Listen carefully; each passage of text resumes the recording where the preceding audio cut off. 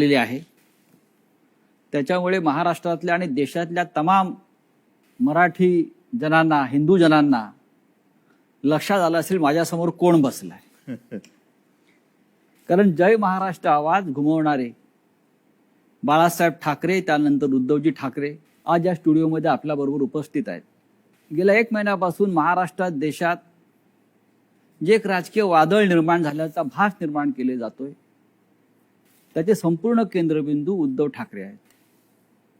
आणि ज्यांना प्रतीक्षा होती मोठ्या प्रमाणात की उद्धव ठाकरे कधी बोलतील या सगळ्या विषयावर आणि लोकांच्या प्रश्नांना थेटपणे कधी उत्तरं देतील, अशी बहुचर्चित आणि बहुप्रतीक्षित असलेली मुलाखत आज ते सामनासाठी देत आहेत. उद्धवजी, मी आपलं स्वागत करतो. फार नमनाला घडावर तेल न घालता थेट प्रश्नाकडे आपण येऊया. कारण गेल्या काही दिवसात महाराष्ट्रात आणि देशात ज्या घडामोडी घडवल्या जात आहेत त्याच्यामुळे महाराष्ट्राचं समाज मन अस्वस्थ आहे. आपण किती अस्वस्थ आहात किंवा आपली भूमिका पुढे काय आहे, यातून शिवसेना कशी पुढे जाईल, अशा अनेक प्रश्नांचं काहू या राज्याच्या मनामध्ये, जनतेच्या म्हणत नाही महाराष्ट्राच्या मनामध्ये मारलेलं आहे. पण तरीही मला आज तुम्ही खूप रिलॅक्स दिसताय उद्धव साहेब. म्हणजे मला याचं कारण समजत नाही की आज मी आपल्याला पाहतोय किंवा गेले काही दिवस पाहतोय, आपल्या चेहऱ्यावर कोणताही तणाव दिसत नाही आणि आपण अत्यंत मोकळेपणाने इथे आलात आणि बोलताय. हे काय रहस्य आहे? हे रहस्य साहजिकच आहे. माझी मा आणि शिवसेना प्रमुख बाळासाहेब यांच्याकडनं आलेले एक हे रसायन आहे. मा म्हटल्यानंतर शांत, सौम्य, संयम, आणि साहजिकच आहे बाळासाहेब म्हटल्यानंतर वर्णन करण्याची आवश्यकता नाहीये. आज जवळपास 1 वर्षानंतर आपण भेटतो आहोत. होय. मला आठवतंय गेल्या वर्षी या दिवसात जेव्हा आपली मुलाखत घेतली होती तेव्हा कोरोनाचा कहर हा वरखाली होत होता. त्या कोरोनामध्ये जे काही करता येणं शक्य होतं ते मी राज्याचा मुख्यमंत्री म्हणून आणि अभिमानाने सांगेन की माझ्या राज्याचा कुटुंब प्रमुख म्हणून मी केलं. त्याच्यानंतर आता पाहिलं असाल, कारण त्यावेळेला लॉकडाऊन होता, मंदिरं बंद होती, सणासुदींना बंदी होती. पण यावर्षी आपण पहिली पंढरपूरच्या वारी, तिला परवानगी दिली म्हणण्यापेक्षा तिच्यामध्ये कोणताही अडथळा येऊ दिला नाही आणि जल्लोषात ती पार पाडली. म्हणजे पुन्हा एकदा सणासुदीला सुरुवात झालेली आहे. आता दहीहंडी येईल, गणपती येतील, नवरात्री येईल, दिवाळी येईल. पुन्हा एकदा आपल्या आयुष्यामध्ये उत्सव, उत्साह आणि आनंद याची सुरुवात झालेली आहे. एक मध्ये जणू काही पॉज बटन दाबलं गेलं होतं.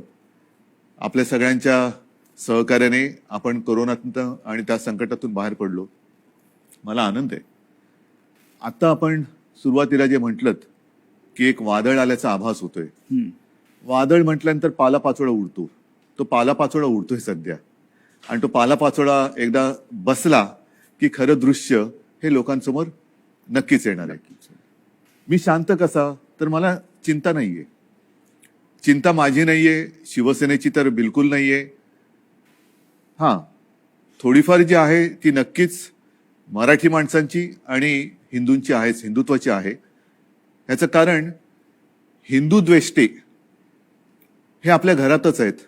मराठी द्वेष्टे, मराठी माणसाची एकजूट तुटावी, फुटावी, हिंदूंमध्ये फूट पडावी, आणि जी मेहनत माननीय शिवसेना प्रमुखांनी हयातभर केली मराठी माणसाची एकजूट करण्यासाठी, हिंदुत्वाची, हिंदूंची एकजूट करण्यासाठी, ती आपल्याच काही कपाळकरंट्यांच्या हातनं तोडावी, मोडावी असा हा प्रयत्न केला जातोय. ती मला एक चिंता आहे. आणि म्हणून मी जे म्हटलं की हा पालापाचोळा सध्या उडतोय, कोण कुठे, हा इकडनं पालापाचोळा तिकडे जातोय, पुन्हा इकडे येतोय, ही जी गळणं गरजेची होती ती पानं ही उडतात. मी मागे एकदा माझ्या मनोगतात म्हटलं होतं की ज्या वेळेला मी वर्षामध्ये राहत होतो त्या वर्षामध्ये 2 झाडं ही आपल्या घराला लागूनच आहेत. एक आहे गुलमोहराचं आणि दुसरं बदामाचं. दोन्ही झाडं मी साधारणतः गेले 2-1 वर्ष बघतोय, ज्याला आपण पतझड म्हणतो. ती पानं पूर्ण गळून पडतात. पानगळ म्हणतो.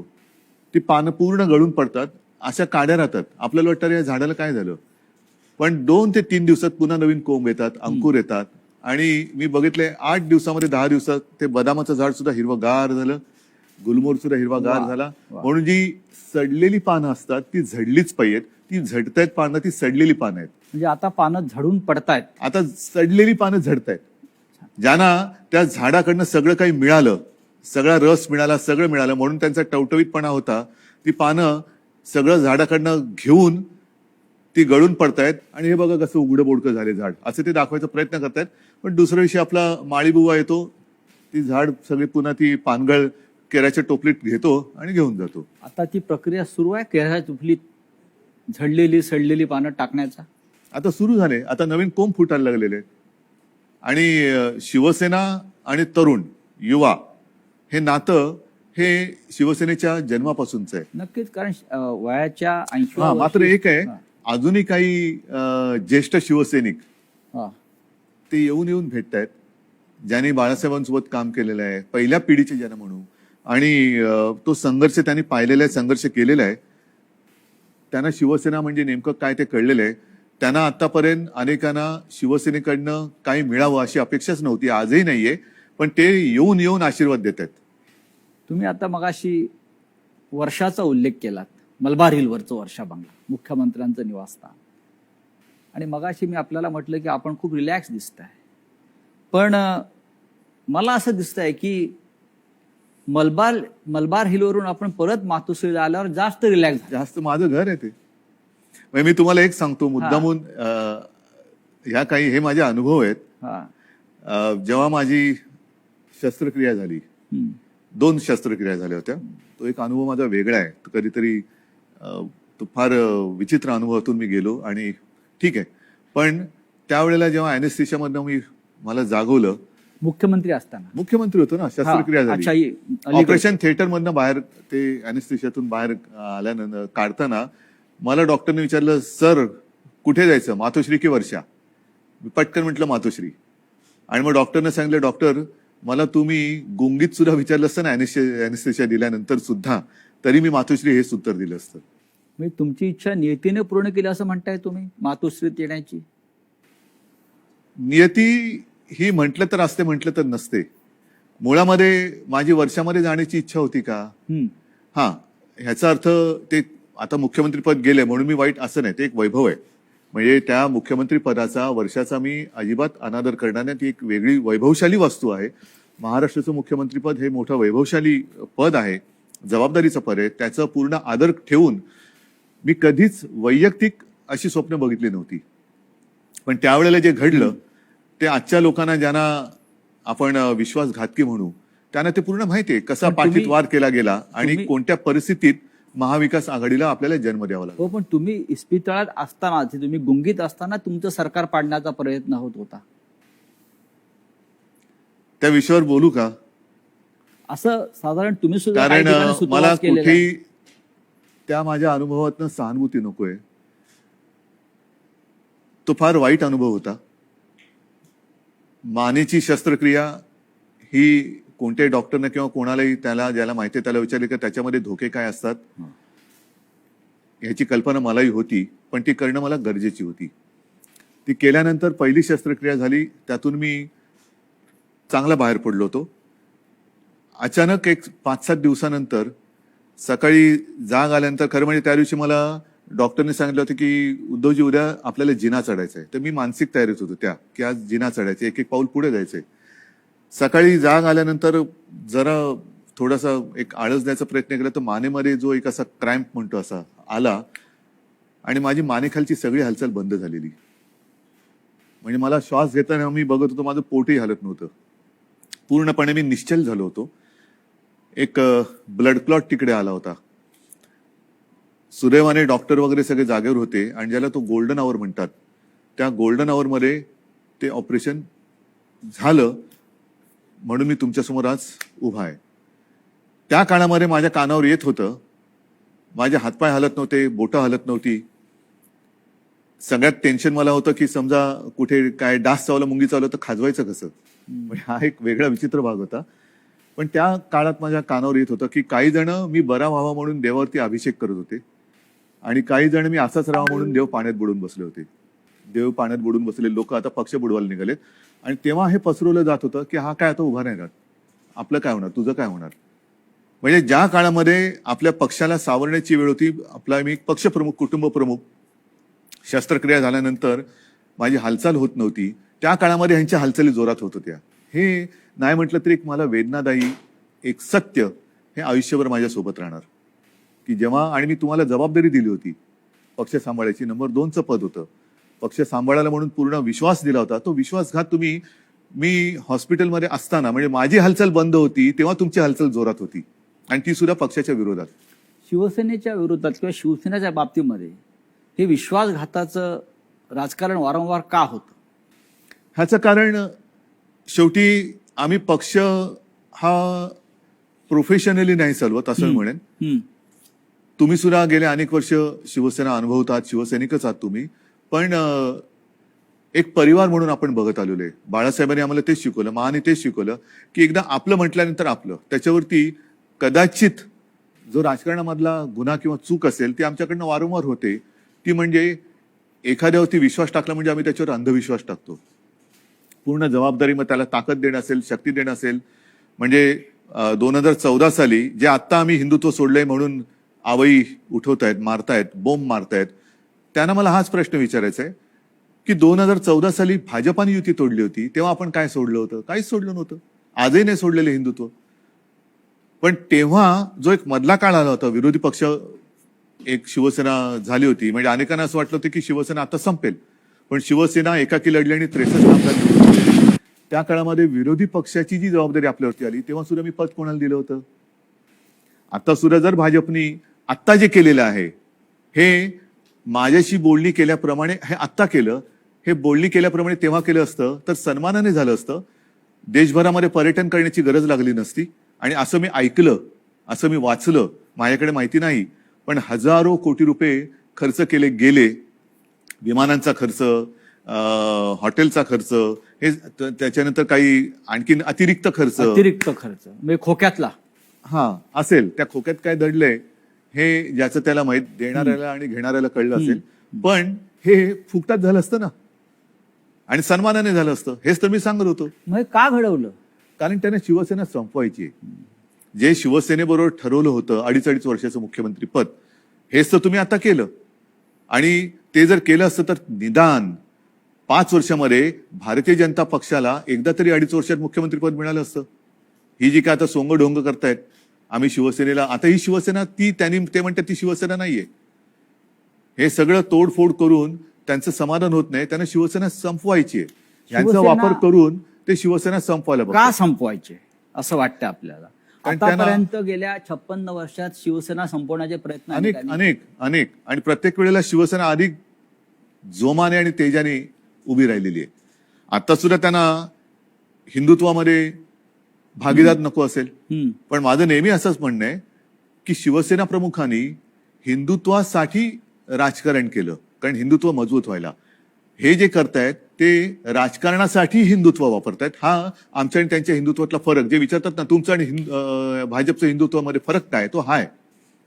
शिवसेनेचं राजकारण हे आम्ही हिंदुत्व मजबूत होण्यासाठी केलं, पण यांचं राजकारण मजबूत होण्यासाठी आणि हिंदुत्वाचं तुम्ही मुख्यमंत्री पद स्वीकारल्यामुळे महाविकास आघाडी हिंदुत्व संकटात आलं, हिंदुत्व म्हणजे काय झालं अशी जी एक आवई उठवली जाते. हो, म्हणजे काय, मला एक प्रसंग असा सांगा किंवा एक माझ्या हातनं घडलेली गोष्ट किंवा निर्णय माझा मुख्यमंत्री पदावरती असतानाचा दाखवा की ज्याच्यामुळे हिंदुत्व धोक्यात आलं. एक निर्णय दाखवा. तर तुम्ही तेव्हा अयोध्येला आत्ता सुद्धा गेला होतात. अयोध्येमध्ये महाराष्ट्र भवन आपण उभं करतो, बरोबर आहे. हे हिंदुत्वाला सोडून आहे की नाही? तुम्ही ठरवा. अयोध्येत महाराष्ट्र भवन, बरोबर आहे. मुख्यमंत्री होण्याच्या आधी सुद्धा मी अयोध्येत गेलो होतो, प्रत्येक वेळेला आपण होतात. मुख्यमंत्री झाल्यावरती सुद्धा अयोध्येत गेलो होतो. कोण काय म्हणेल मी परवा नाही केली. मी गेलो आणि रामलल्लाचं दर्शन घेऊन तेव्हाही आलो होतो. 2दा मी स्वतः अयोध्येत गेलो होतो. आता नव्या मुंबईमध्ये आपण तिरुपतीचं मंदिर त्याला जागा दिली. प्राचीन जी मंदिरं आहेत त्यांचं संवर्धन करणं, जतन करणं हे आपण सुरू केलं. गड किल्ल्यांचं आपण सुरू केलं. हे कुठे, ह्याच्यात हिंदुत्व कुठे गेलं? हिंदुत्व तर असं कोणताही निर्णय नाहीये की ज्याच्यामध्ये आपण हिंदुत्वापासून दूर गेलेलो आहे. अशा अनेक गोष्टी सांगता येतील. तुम्ही आज ज्या संघर्षमय कालखंडातून जात आहात याची कधी अपेक्षा केली होती?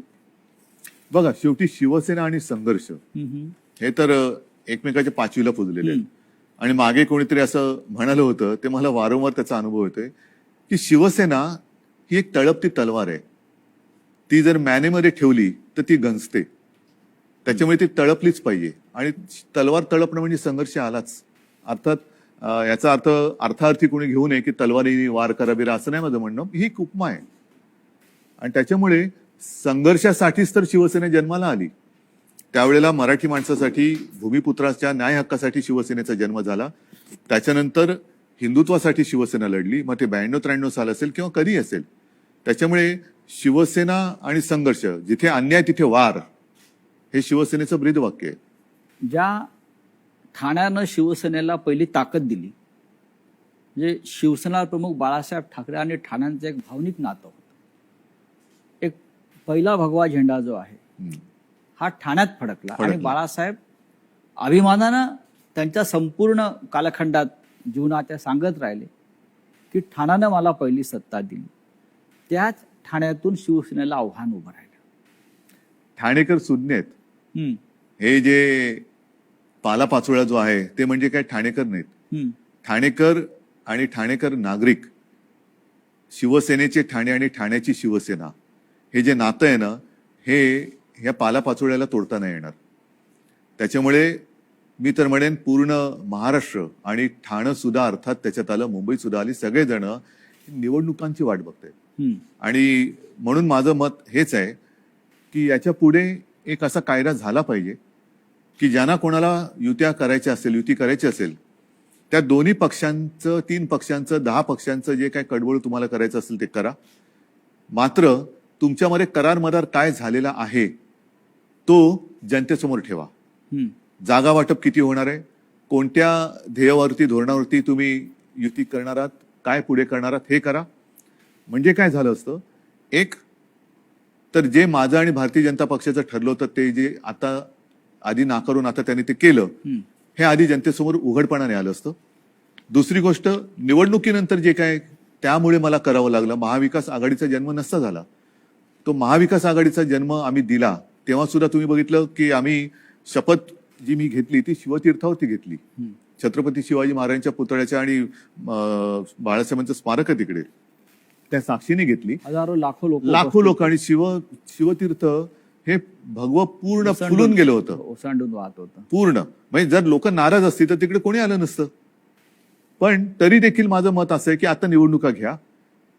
जर आम्ही महाविकास आघाडी स्थापन करून चूक केली असेल तर लोक आम्हाला घरी बसवतील. आणि जर भारतीय जनता पक्षाने माझं, कारण शेवटी जनता मला ओळखते, नाही म्हटलं तरी आता आमची 6वी पिढी ही महाराष्ट्राच्या जनतेसाठी काम करते. 6वी पिढी, त्याच्या आधीच्या पिढ्या सुद्धा होत्या. पण एक तर लोक त्यांना घरी बसवतील त्यांनी चूक केली असेल तर, जो करार त्यांनी आमच्याशी केला होता तो तोडला म्हणून, नाहीतर आम्ही पाप केलं म्हणून आम्हाला घरी बसवतील. होऊ द्या जनतेच्या कोर्टात फैसला, माझी तयारी आहे. पण या सगळ्या कालखंडामध्ये कधी नव्हे तो एक आघोरी प्रकार होतो आहे, जो महाराष्ट्रात कधीच झाला नव्हता. तो म्हणजे कोणीतरी संपूर्ण शिवसेना हायजॅक करण्याचा प्रयत्न करत आहे. कारण त्यांना पर्याय नाहीये. कारण नीट लक्षात घ्या, हा महत्वाचा प्रश्न आहे, एक बारकाव लक्षात घ्या. जे काय थोडंफार कायद्याचं ज्ञान मी लोकांशी बोलून, कायदे तज्ञांशी बोलून समजून घेण्याचा प्रयत्न केलेला आहे, त्यातून सांगतो की पूर्वी 2/3 ही सदस्य संख्या झाली का वेगळा गट स्थापन करता येऊ शकत होता. आता तो कायदा गेला. आता हे जे बाजूला झाले ते भले 2/3 असतील किंवा आणखीन काहीतरी असतील, त्यांना वेगळा गट स्थापन करता येत नाही. हे कायदे तज्ञांनी सांगितलेलं आहे. मी कायदा लिहिलेला नाही, मी कायदा वाचलेला नाही. मी घटना तज्ञांनी, ज्यांनी त्याचा अभ्यास केला, त्यांनी सांगितलेली मतं ऐकून आणि त्यांच्याशी बोलून सांगतोय. म्हणजेच काय की ह्या गटाला कुठल्या ना कुठल्या तरी पक्षामध्ये विसर्जित किंवा सामील व्हावं लागेल ह्या गटाला. मग त्यांच्यासमोर पर्याय काय आहेत? एक तर भाजपात जावं लागेल, नाहीतर दुसरे सपा आहेत, MIM वगैरे असे जे काही छोटे छोटे पक्ष आहेत त्यांच्यात जावं लागेल. आणि हे जर का कुठल्या पक्षात गेले तर भारतीय जनता पक्षाचा ह्यांना जो उपयोग करून घ्यायचा आहे तो उपयोग संपेल. कारण त्यांची ओळख त्यांना ती द्यावी लागेल की आता आम्ही भाजपात गेलो, आता आम्ही समाजवादीत गेलो, आता आम्ही बच्चू कडूंच्या पक्षात गेलो. तर म्हणून ते एक भ्रम निर्माण करतायत की आम्ही म्हणजेच शिवसेना. जे मधल्या काळामध्ये क्लिप फिरली बघा, असं माझ्या काळात कधी झालं नव्हतं. माझ्या बाजूला उपमुख्यमंत्री अजितदादा पवार बसायचे, पण त्यांनी कधी माझा माईक नव्हता खेचला. काही वेळेला त्यांना अधिक त्यांच्याकडे माहिती असायची अर्थसंकल्प किंवा काय, तर मी त्यांना सांगायचो की दादा तुम्ही उत्तर द्या, पण माझ्याकडनं कोणी माईक नाही खेचला. माईक कारण खेचणं तुम्ही ठाकरे आहात. तो तर भाग झालाच, पण एक आमच्या महाविकास आघाडीमध्ये एक समन्वय. सभ्यता होती, सभ्यता होती. सभ्यता होती आणि समन्वय होता. असो, त्याच्यावरती नंतर बोलायचं तर मी बोलेन, पण त्याच्यामध्ये जे उपमुख्यमंत्री बोलले की हे म्हणजे शिवसेना, म्हणजेच त्यांचा डाव असा आहे की शिवसैनिकांमध्येच लढाई लावायची, शिवसेना खतम करायची. एकदा का काम संपलं की पालापाचोळा तुम्ही जे मगाशी म्हणालात तो टोपलीत भरला की नेऊन टाकायचा. पण त्यांचा अशी योजना होती की बाळासाहेब ठाकरेंनंतर ही शिवसेना परत खतम करायचीच त्यांचं स्वप्न होतं, पण बाळासाहेबांनंतर तुम्ही शिवसेना उभी केली. त्यांच्या पोटात तेच दुखतंय. त्यांना शिवसेना आणि ठाकरे वेगळे करायचे, जसं गांधी आणि काँग्रेस वेगळी गांधी आणि करायची. काँग्रेस. आणि त्यांच्यात एक तुम्ही बघा, मला टीकात्मक केवळ बोलायचं म्हणून मी बोलत नाही, पण दुसरे जे आता सरदार वल्लभभाई पटेल, सुभाषबाबू, तसं बाळासाहेब, हे स्वतःचेच म्हणून आता लोकांसमोर आणायचं. म्हणजे आपल्याकडनं काही आदर्श निर्माण नाही झाला तर दुसऱ्यांचे जसं पक्ष फोडतायत तसं आदर्श फोडायचे, आदर्श म्हणजे पळवायचे आदर्श आमदारांप्रमाणे. फोडायचे म्हणा किंवा पळवायचे म्हणा, पळवायचे. आणि मग ते आपलेच म्हणून लोकांसमोर जायचं. तसं त्यांचं चाललंय की बाळासाहेबांना त्यांनी मान सन्मान तर दिलाच पाहिजे, नाही तर लोक जोडे मारतील, लोक ठेवणार नाहीत त्यांना जागेवर. कोणी असला आणि तो बाळासाहेबांच्या विरोधात काही बोलला तर लोक हाणतीलच जोडा त्याच्या. तर म्हणून त्यांना बाळासाहेब पाहिजेत, पण आता ठाकरे आणि शिवसेना हे नातं तोडायचंय. माझं आव्हान आहे की ठाकरे आणि शिवसेना नातं तोडून दाखवा, मात्र ते करताना माझ्या वडिलांचे फोटो लावून मतं मागू नका. प्रत्येकाला आई वडील असतात आणि त्यांच्याबद्दल मला आदर आहे, मला माझ्या आई वडिलांबद्दल आदर आहे, तसं प्रत्येकानं प्रत्येकाच्या आई वडिलांबद्दल आदर असायला पाहिजे. आता गेल्या आठवड्यात गुरुपौर्णिमा झाली, मी माझ्या वडिलांना आजोबांना गुरु मानतो. प्रत्येकाने पितृदेव भव मातृदेव भव देव मानलं पाहिजे. स्वतःच्या आई वडिलांचे फोटो लावावेत आणि मतं मागावीत. जर आज माझ्या दुर्दैवाने माझे आई वडील माझ्या सोबत असे नाहीयेत, पण ते नेहमी मी माझ्यामध्ये आहे असं मानतो, पण ज्यांची आई आणि वडील हे सुदैवाने त्यांच्यात आहेत, तर मी म्हणेन असा आशीर्वाद पुन्हा दुसरा मिळू शकत नाही. त्यांना घेऊन सभा घ्याव्या, भाषणं करावीत आणि मतं घ्यावीत. माझे वडील का चोरताय? माझे वडील कशा? म्हणजेच काय की तुमच्यात कर्तृत्व नाहीये, तुमच्यात हिंमत नाहीये, तुम्ही मर्द नाही आहात, तुम्ही विश्वासघातकी आहात. आणि लोकांचा, माझा तर केलाच, लोकांचा विश्वासघात करताना बाळासाहेबांच्यावरनं संभ्रम कशाला करतायत?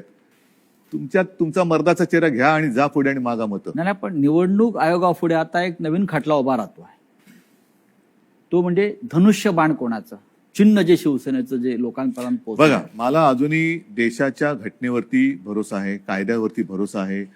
चोरीमारी सगळीकडे चालते असं माझं मत नाहीये तेवढा, कारण मी जे म्हटलं ना की सत्यमेव जयते, नाहीतर हे तुम्हाला वाक्य पुसावं लागेल आणि मग दोन वाक्य करावं लागेल एकाची. एकतर म्हणजे असत्यमेव जयते आणि दुसरं वाक्य सत्तामेव जयते.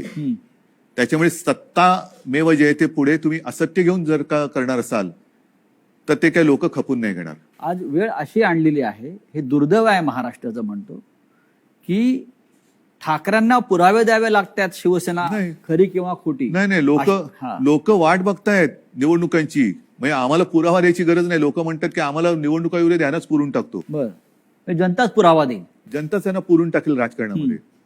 आज जी फूट दिसते शिवसेनेत, अशा प्रकारची फूट याआधी राणे भुजबळांनाही पाडता आली नव्हती. असं का घडलं? ज्यांना मी अधिकार दिले होते, ज्यांना मी म्हणजे त्यावेळेला लोक माझ्या तोंडावर नव्हती बोलत, पण मला कुजबूज आहे की अरे काय मुख्यमंत्री, नगरविकास खातं मुख्यमंत्र्याकडे असायला पाहिजे, मलेरिया खातं म्हणतात. मला मलाई विलई खाण्यासाठी मी गेलो नव्हतो. मी माझ्याकडे जी खाती ठेवली होती ती एक GAD, ज्याला सामान्य प्रशासन म्हणतात, न्याय व विधी. IT मध्ये मला खरंच काहीतरी एक तंत्रज्ञानाचा उपयोग सगळ्या खात्यांसाठी काहीतरी करता येईल का, हा एक माझा विषय होता. राजीव गांधींनी एक क्रांती केली होती, तसा एक विषय होता. आणि त्याच्यानंतर काही काळ एका दुसऱ्या मंत्र्यांनी दिवे लावले म्हणून त्यांचं खातं माझ्याकडे थोडे दिवस मला ठेवावं लागलं होतं. नक्की काय चुकलं असं वाटतं? चूक माझी आहे आणि ती मी पहिल्याच माझ्या फेसबुक लाईव्ह मध्ये कबूल केलेली आहे. गुन्हा माझा आहे तो म्हणजे मी यांना परिवारातले समजून यांच्यावरती अंधविश्वास ठेवला. तुमचं मुख्यमंत्री होणं चुकलं? मला दोन गोष्टी आहेत. समजा मी मुख्यमंत्री त्यावेळेला यांना केलं असतं, हा. यांनी वेगळं आणखीन काय केलं असतं, कारण यांची भूकच भागत नाही. यांना मुख्यमंत्रीपद पण पाहिजे आणि आता पक्षप्रमुख म्हणजे शिवसेना प्रमुख व्हायचंय. शिवसेना प्रमुखांबरोबर स्वतःची तुलना करायला लागलात. म्हणजे हे जे आहे ना, ही राक्षसी महत्वाकांक्षा आहे आणि ह्याला हावरटपणा म्हणतात. हाव हाव म्हणजे एक दिलं तरी तुझं तेही माझं, माझं तेही माझं, तुझं तेही माझं, ह्याचं तेही माझं, त्याचं तेही माझं, माझं ते माझं, तुझं तेही माझं इथपर्यंत होतं. आता ह्याचंही माझं आणि त्याचंही माझं इथपर्यंत त्यांची हाव गेलेली आहे. या हावरटपणाला सीमा नसते. की महाविकास आघाडीचा प्रयोग चुकला. महाविकास आघाडीचा प्रयोग जर का चुकला असता तर लोकांनी उठाव केला असता. लोकांनी, जनतेने केला असता. तसं नाही झालं. जनता ही आनंदी होती कारण आल्या आल्याच आम्ही पहिल्यांदा शेतकऱ्यांना कर्जमुक्त केलं होतं. हा. त्याच्यानंतर कोरोना काळामध्ये मी अभिमानाने सांगेन संपूर्ण माझ्या मंत्रिमंडळातील सहकार्यांनी, प्रशासनाने आणि जनतेने उत्तम सहकार्य केलं. म्हणून आणि म्हणूनच ज्या पहिल्या 5 मुख्यमंत्र्यांमध्ये माझं नाव आलं, ते मी माझं नाव नाही मानत, ते जनतेचा मी प्रतिनिधी म्हणून ते नाव आलं होतं. जर समजा यांनी सहकार्य नसतं केलं तर कोण होतो मी? मी कोण होतो? मी एकटा काय कर बरं, मी तर घराच्या बाहेरही पडत नव्हतो कारण घराबाहेर पडायचं नाही हेच मी लोकांना सांगत होतो. जाऊन घोळके करा. फुटीरांचा आक्षेप त्याच्यावरच आहे. जे फुटून गेले आहेत त्यांचा आक्षेप असा आहे की आपण घराबाहेर पडला नाहीत, आपण मंत्रालयात गेला नाहीत आणि आपण त्यांना भेटला नाहीत. तरी सुद्धा घराबाहेर न पडता सुद्धा देशातल्या सर्वोत्तम 5 मुख्यमंत्र्यात नाव का आलं माझं? कारण त्यावेळेला ती परिस्थिती तशी होती. मी स्वतः सांगत होतो घराबाहेर पडू नका आणि लोक ऐकत होते. लोक ऐकत होते. मी जर का घराबाहेर आजही पडलो आणि केव्हाही पडलो तरी शिवसेना प्रमुखांच्या, माझ्या पूर्वजांच्या आशीर्वादामुळे गर्दी होतेच. गर्दी होतेच. म्हणजे मग काय झालं असतं, लोका सांगे ब्रह्मज्ञान आणि स्वतः कोरडे पाषाण. म्हणजे ती काळाची गरज होती. काळाची गरज होती. पण त्याच काळात मी पुन्हा एकदा सांगतो, सुरुवातीच्या काळामध्ये जेव्हा कोरोना आपल्याकडे त्याचा शिरकाव झाला हे कळलं, तेव्हा साधारणतः 7,500 ते 8,000 रुग्णशय्या आपल्या राज्यात पूर्ण म्हणून मिळून होत्या. त्याच्यात ऑक्सिजन बेड्स आले, व्हेंटिलेटर्स आले, कॉमन जे रुग्ण असतात ज्यांना साधारणतः एक थोडी ट्रीटमेंट देऊन घरी जाऊ शकतात, ऑपरेशन नंतरचे असतील, त्याच्यानंतर डायलिसिस असतील. पहिल्या लाटेत आपण ते साधारणतः 8,000 जर का धरले तर ते 3.5 लाखावरती नेले होते. हे घर बसल्या. हॉस्पिटलमध्ये बेड्स नव्हते, रुग्णवाहिका नव्हत्या. कोणी कशा केल्या त्या?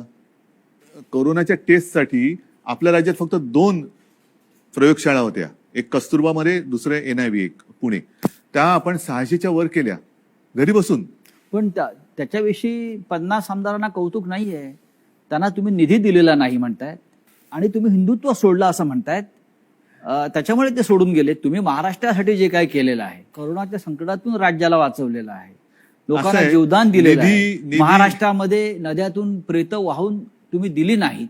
त्याचं त्यांना शल्य असेल की असं नाही झालं, हे चुकीचं झालं असं त्यांच्या मते असेल. आणि महाराष्ट्राच्या जनतेला हा मुख्यमंत्री आपल्या कुटुंबातल्या घटक वाटत होता, आपला परिवारातला भाऊ, मुलगा.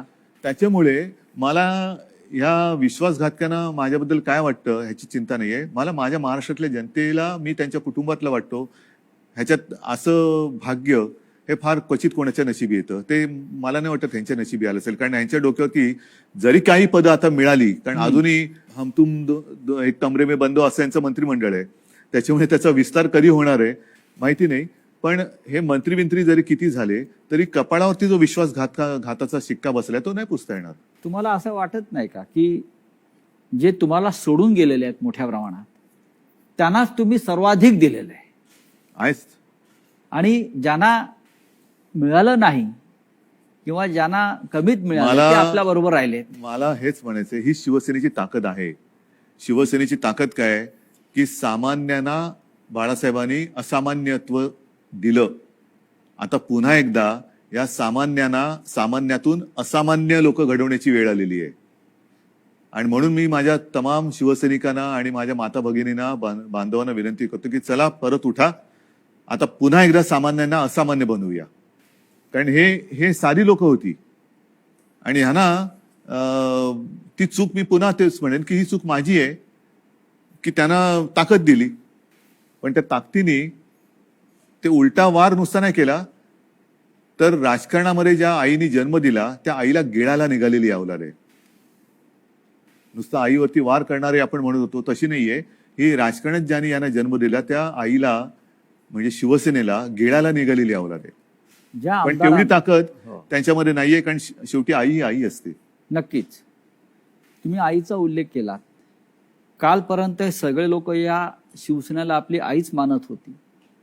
तुमच्याबरोबर वर्षावरती अनेकांना मी बसलेले बघितले शेवटच्या क्षणापर्यंत. हो, पण आत्ताच तुमचा आधीचा प्रश्न काय होता की मी यांना भेटत नव्हतो. तुम्हाला भेटून ते कधी सुरतला गेले, कोण गोव्याला गेलं, कोण गुवाहाटीला गेलं.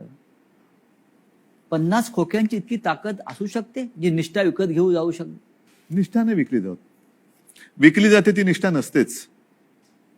निष्ठा ही म्हणजे विकली जाऊ शकत नाही. महाराष्ट्रात पण झाडं आहे, डोंगर आहे, हॉटेल आहे. किती सुंदर आहे महाराष्ट्र. महाराष्ट्रात फार म्हणजे ग्रामीण भागातल्या आमदारांना महाराष्ट्राच्या निसर्गाची भुरळ पडत नाही आणि गुवाहाटीच्या निसर्गाची भुरळ हो. पडते.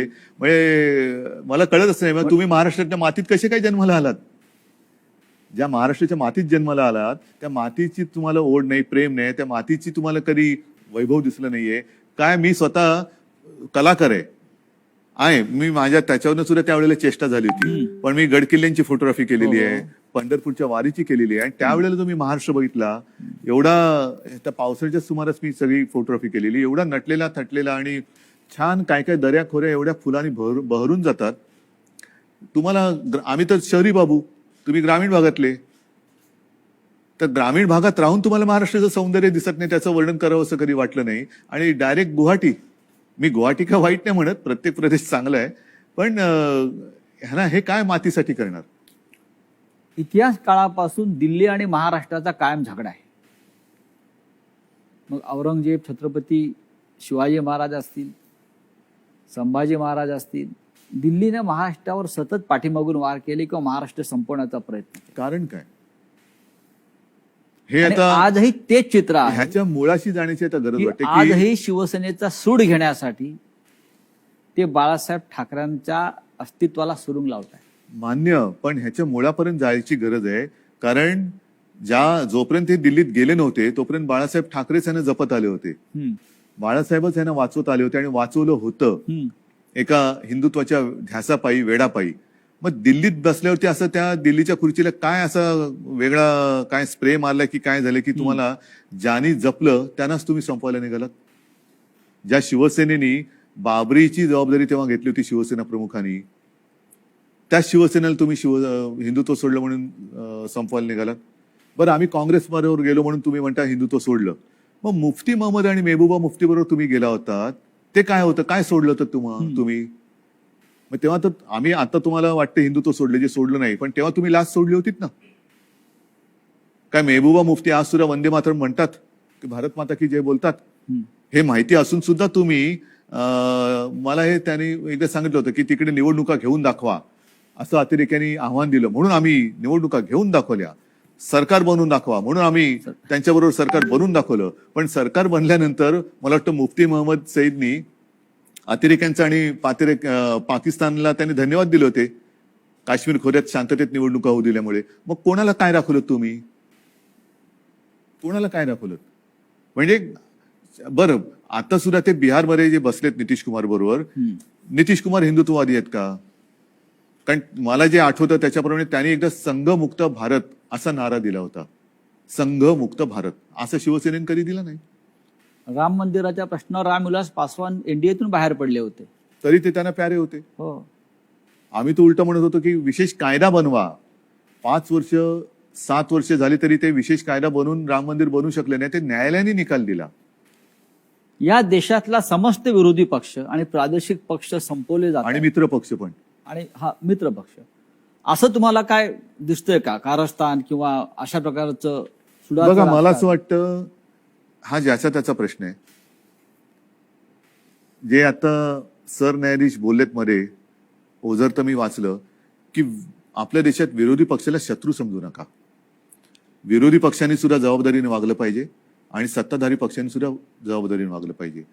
मी जो काही 2.5 वर्षात अनुभव घेतला मुख्यमंत्री म्हणून, मी विरोधी पक्षांना काही वेळेला मी स्वतः आवाहन केलं की सरकार म्हणून आमचं समजा जर काही आम्ही कुठे कमी पडत असू, आमचं काही चुकत असेल, तुम्ही आमच्या नजरेत आणून द्या. नजरेत आणून द्या. हे काम विरोधी पक्षाचं आहे, कारण ते सुद्धा शेवटी लोकप्रतिनिधी असतात. त्याच्यामुळे सशक्त लोकशाहीसाठी आणि महाराष्ट्राची विरोधी परंपरा पक्ष आहे. हा सुद्धा तेवढा सुसंस्कृत पाहिजे, संवेदनशील पाहिजे, आणि तेवढाच किंवा त्याच्याहून थोडा जास्त हा सत्ताधारी पक्ष संवेदनशील पाहिजे आणि सुसंस्कृत पाहिजे. आता हा संवेदनशीलता आणि सुसंस्कृतपणा हम्म. ही कुठेतरी रसातळाला जायला लागले असं वाटते. कशामुळे? पिढ्या बदलत आहेत आणि सत्तेची हाव. आता काय झालेलं आहे, फास्ट फूडचा जमाना आलेला आहे. हा. तुम्ही फोन केला की 10 मिनिटात, 15 मिनिटात, 20 मिनिटात पार्सल आलंच पाहिजे. तसं मी पक्षात गेलो की मला थोड्या दिवसात काहीतरी मिळालंच पाहिजे. नाही गेलं तर माझ्याकडे दुसरा आहे. या देशामध्ये विरोधी पक्षच राहू नये. मग राज्यामधले शिवसेनेसारखे प्रादेशिक पक्ष असतील किंवा राष्ट्रीय पातळीवरचे काँग्रेससारखे पक्ष असतील, आणि त्यांना संपवण्यासाठी साम दाम दंड भेद ह्यातनं काय साधलं जाणार? म्हणजे केंद्रीय तपास यंत्रणांचा ईडी असेल, सीबीआय असेल, ह्यातनं साधणार काय? यांचा जो गैरवापर सुरू आहे. शेवटी जनता ही सार्वभौम आहे, आणि तुम्ही बघितलं असाल की जनतेच्या मनाविरुद्ध एखादा निर्णय गेला तर जनता थांबत नाही, ती रस्त्यावरती उतरते. आपण जो संवाद जनतेशी साधत आहोत, मला असं वाटतं जनतेच्या सगळ्या प्रश्नांना आपण भरभरून उत्तरं देताय, मनापासून बोलताय. हा संवाद आपण असाच कायम ठेवू.